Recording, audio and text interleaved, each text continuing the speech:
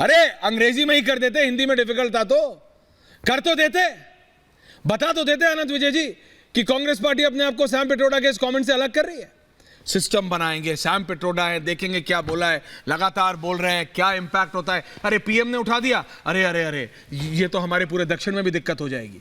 अनंत विजय जी, किसको समझ नहीं आता ये सब? अनंत जी देखिए ऐश्वर्या जी, ये बड़ी कांग्रेस की पुरानी टेक्निक है। इस टेक्निक में आप याद करिए, ओंकारेश्वर जी बैठे हैं, पंकज शर्मा जी को संभवतः याद होना चाहिए, मैं ऐसा मानकर चलता हूं। दिग्विजय सिंह हमेशा से राष्ट्रीय स्वयंसेवक संघ से लेकर सुदर्शन जी के खिलाफ तक टिप्पणियां करते रहे हैं, और विवादित बयान चाहे 26/11 को लेकर हो, चाहे उसके बाद भी। और बड़ी आसानी से कांग्रेस पार्टी उनको उसका व्यक्तिगत बयान कहकर दिग्विजय सिंह का उसको टालती रही है। तो ये वाटर टेस्ट करने का एक प्रयोजन होता है। लेकिन मुझे जो नस्लीय बयान उन्होंने आज दिया, मैं तो चीनी नहीं लगता भाई, मैं बिहार का हूं, मैं कहीं से चीनी नहीं लगता हूं। तो मैं सिर्फ ये कह रहा हूं कि जिस प्रकार से आज उन्होंने कहा, उसके पहले आपके INDIA गठबंधन के प्रोफेसर साहब ने कहा कि राम मंदिर बेकार है। नस्लीय से ज्यादा खतरनाक विवाद उनका जो कहा है कि आइडिया ऑफ इंडिया को चैलेंज करता है, रामनवमी, राम मंदिर और प्रधानमंत्री का मंदिर मंदिर जाना, ये आइडिया ऑफ इंडिया को चैलेंज करता है। ये बयान ज्यादा खतरनाक है क्योंकि इस बयान की एक पृष्ठभूमि है। अगर आप देखिए तो उसके पहले राम गोपाल जी ने कहा, उसके पहले सुबह लालू यादव जी ने कहा कि मुसलमानों को आरक्षण दे दीजिए। तो इन 3-4 बयानों को अगर मिलाकर देखेंगे तो आपको हिंदुत्व के खिलाफ एक आपको मतलब एक सोची समझी रणनीति के तहत बयान आपको दिखाई देंगे, एक रेखा दिखाई देगी। तो ये जो बयान है, किस आइडिया ऑफ इंडिया की बात करते हैं? मैं तो अभी मैं पढ़ा हूं कहीं कि गांधी जी कहा करते थे कि भारतीयता की अगर मुझे परिभाषा करनी हो और एक शब्द में उसको परिभाषित करना हो तो मैं कहूंगा रामत्व। अगर भारतीयता की परिभाषित करने के लिए गांधी जी रामत्व कहते हैं, तो ये कौन है सत्यनारायण गंगाराम पित्रोदा, जो कि अपना नाम सत्यनारायण गंगाराम से सैम अंकल कर लेते हैं? बताइए। तो ऐसे लोगों को इस तरह से मतलब देना। और लोग ये कहते हैं, लोग ये कह रहे थे कि बहुत सुन रहा था मैं कि कांग्रेस पार्टी के लोग ये तर्क ले रहे थे कि ये तो ओवरसीज के हैं, दूर रहते हैं, 5 साल से देश नहीं आए। अरे 5 साल की बात कर रहे हैं, 5 साल पहले तो राहुल गांधी के साथ उन्होंने आके किसानों के लिए एक बड़ा शानदार वो एक स्कीम निकाली थी जिसमें 8-9 किसानों को देने के बाद थी। घोषणा पत्र का बड़ा छत्तीसगढ़ में जाके उसका बड़ा फैन फेयर से उसका वो उद्घाटन हुआ था और बड़े बड़े अखबारों में उसके विज्ञापन छपे थे। तो बड़ी सुविधाजनक तरीके से कांग्रेस पार्टी राम को, जो लोग राम के बारे में और भारतीयता को उससे दूर करने के बारे में जब बयान देते हैं तो उसको बड़ी सुविधाजनक तरीके से भूल जाते हैं। इसलिए टिप्पणी से ज्यादा खतरनाक टिप्पणी उनकी राम मंदिर और आइडिया ऑफ इंडिया पर है। इस पर मुझे लगता है डिबेट करना चाहिए, क्योंकि चौथे चरण के चुनाव में इसी मुद्दे पर चुनाव होगा। रेणु जी, अंकल सैम पे आपका क्या प्रतिक्रिया? हाँ जी बोले। क्या बोलूं, आजकल तो अंकल सैम बोल रहे हैं। पहले भी आपको बता चुकी हूँ, मैं पहले भी आपको बता चुकी हूँ कि अंकल सैम जो है वो लूज कैनन है, foot in the mouth disease है। पहले ये और कुछ काफी कुछ बोल चुके हैं, अब फिर बोले। फाइनली कांग्रेस पार्टी को थोड़ा सेंस आया और उनसे रेजिग्नेशन ले लिया गया है और खड़गे जी ने एक्सेप्ट भी कर लिया है। तो ऐसे जो एक्स्ट्रा कॉन्स्टिट्यूशनल अथॉरिटी, क्योंकि वो राहुल गांधी के दोस्त है या अंकल है या जो भी है, मतलब इसका मतलब ये नहीं कि वो कहीं भी इंटरव्यू देंगे, कुछ भी बोलेंगे चुनाव के बीच में। पार्टी को उससे मेजर एम्बैरेसमेंट हो रहा है, इधर उधर पार्टी घूम रही है उसको डिफेंड करने के लिए। और बीजेपी तो जैसा उनकी आदत है, हर चीज को मुद्दा बना लेती है, फटाफट।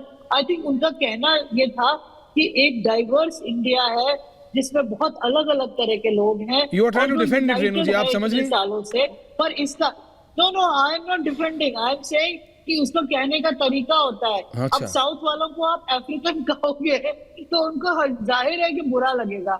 मतलब कई साउथ इंडिया से बहुत सारे रिएक्शन आ रहे हैं कि अच्छा तो हम अब अफ्रीकन हो गए।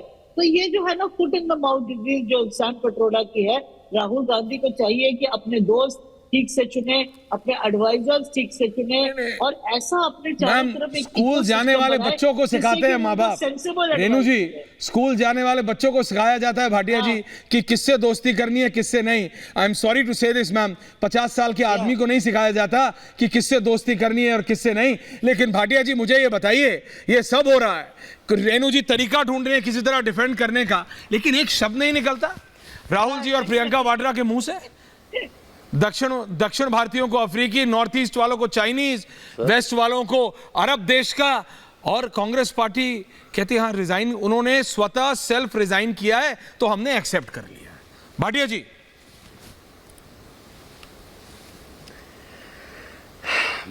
सर मैं तो आप खुद ही, मैं डिबेट में सुन रहा हूं, बार बार सब लोग कह रहे हैं कि सैम अंकल जो हैं उनके एडवाइजर ही नहीं है, उनके गाइड हैं, उनके सब कुछ है। After his father, after mister Rajiv Gandhi, Sam uncle has been guiding both of them.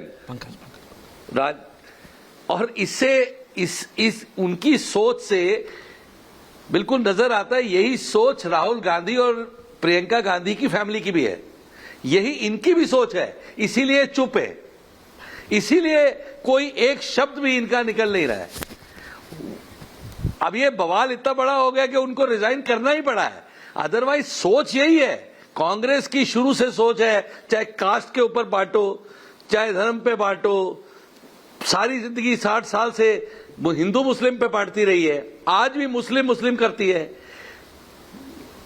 नहीं, पर इस बार तो हद पार हो गई। अब एक नई सोच आ गई, इस बार तो हद पार हो गई भाटी जी, इस बार हद कर दी। नहीं भाटिया जी, हद पार हो गई। भारत को इन्होंने पूरे, कोई अफ्रीकन हो गया, कोई चाइनीज हो गया, नहीं कोई अफ्रीकन हो गया, कोई चाइनीज हो गया, कोई अरब देश का हो गया। भाटी जी, डिवाइड एंड रूल है। ये तो अच्छा हुआ कि उत्तर प्रदेश वालों को इन्होंने नेपाली नहीं बोल दिया, दे हैव ओनली, बाकी कुछ और छोड़ा नहीं इन्होंने। नहीं आपसे रूल भाटिया जी, मैं आपकी बात समझ रहा हूं। Just divide and rule Bhati ji, और हमको Bhati ji, we are whites, हम लोग गोरे हैं। ये क्या सेंस है बॉस? रंग से डिसाइड होगा कि हम सब भारतीय हैं भाटी जी,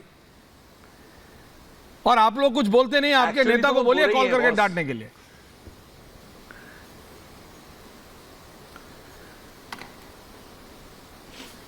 जी भाटी जी ऑडियो नहीं आ रहा, अचानक पता नहीं क्या हो गया। भाटी जी की आवाज,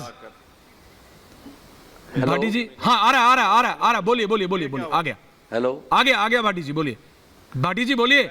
मैं ये कह रहा हूँ कि अनेकता में एकता ही भारत की पहचान है। हमारी विविधताएं, विभिन्नताएं हमारी ताकतें, कमजोरी नहीं है, और हम सब भारतीय एक हैं।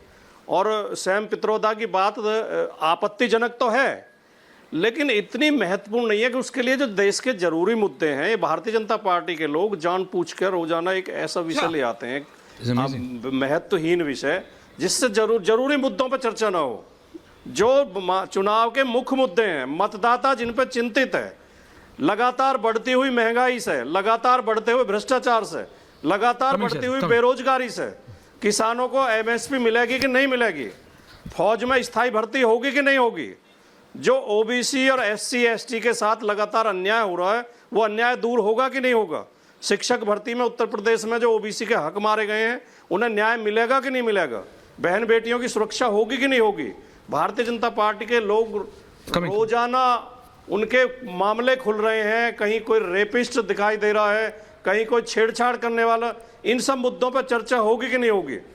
इन जरूरी मुद्दों पर जब भारतीय जनता पार्टी घिरती जा रही है और देश के प्रधानमंत्री के पास 10 साल की अपनी उपलब्धि बताने के लिए कुछ नहीं है, तो वो ऐसे गैर जरूरी मुद्दों में देश को उलझाना चाहते हैं। अच्छा, कभी बोलेंगे तुम्हारी 4 भैंसों में से 2 भैंस कांग्रेस छीन ले जाएगी, कभी बोलेंगे मंगलसूत्र छीन लेगी कांग्रेस, कभी कहेंगे रुपया बांट देगी मुसलमानों में। मैं समझता हूं कि ये जानबूझ के गुमराह करने के लिए और असली विषय से ध्यान हटाने के लिए इस तरह के मुद्दे उठाए जा रहे हैं।